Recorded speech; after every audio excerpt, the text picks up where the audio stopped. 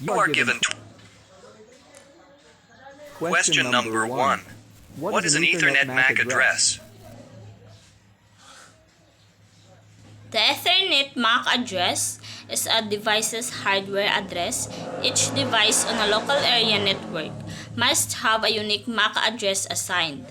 The MAC address is often referred to as Ethernet address on an Ethernet network.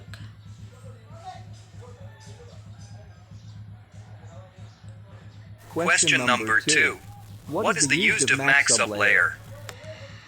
The use of MAC sublayer provides control for accessing the transmission medium. It is responsible for moving data packets from one network interface card to another across a shared transmission medium. Physical addressing is handled at the MAC sublayer. Question number 3. Explain the role of the Ethernet broadcast frame. In computer networking, an Ethernet frame is a data link layer protocol data unit and uses the underlying Ethernet physical layer transport mechanism. In other words, a data unit on an Ethernet link transports an Ethernet frame as its payload. Question number 4. What is routing?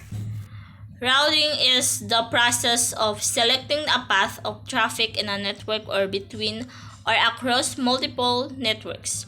Broadly, routing is performed in many types of networks, including circuit switch networks such as the public switch, telephone network, and computer networks such as the Internet.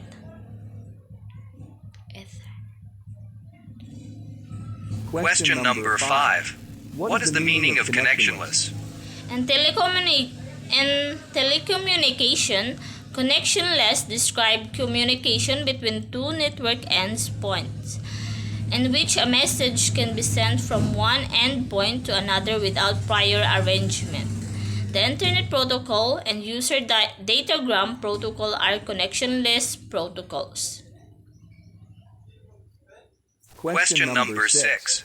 What is the purpose of Address Resolution Protocol? The purpose of Address Resolution Protocol ARP is used to mediate between Ethernet or other broadcast link level protocols and the network layer or IP protocols. Put more simply, ARP converts IP addresses to Ethernet addresses. Question number 7. What are the roles of the MAC address and the IP address? Both MAC address and IP address are used to uniquely identify a machine on the Internet. MAC address ensures that physical address of the computer is unique. IP address is a logical address of the computer and it is used to uniquely locate computer connected via a network. Question number 8.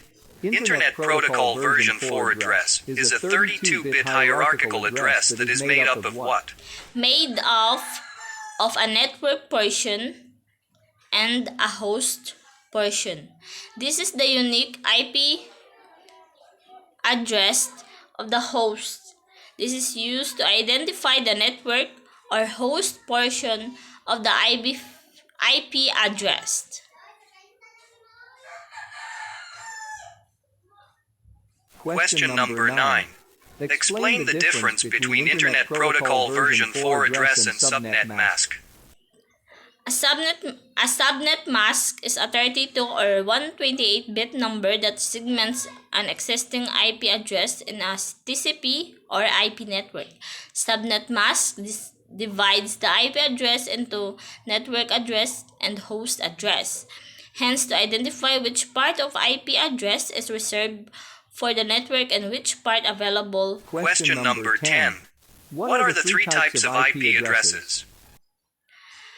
Unicast, multicast, and broadcast.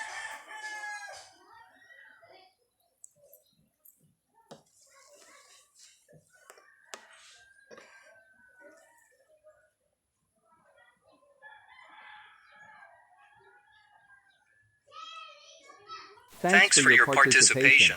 You can now stop record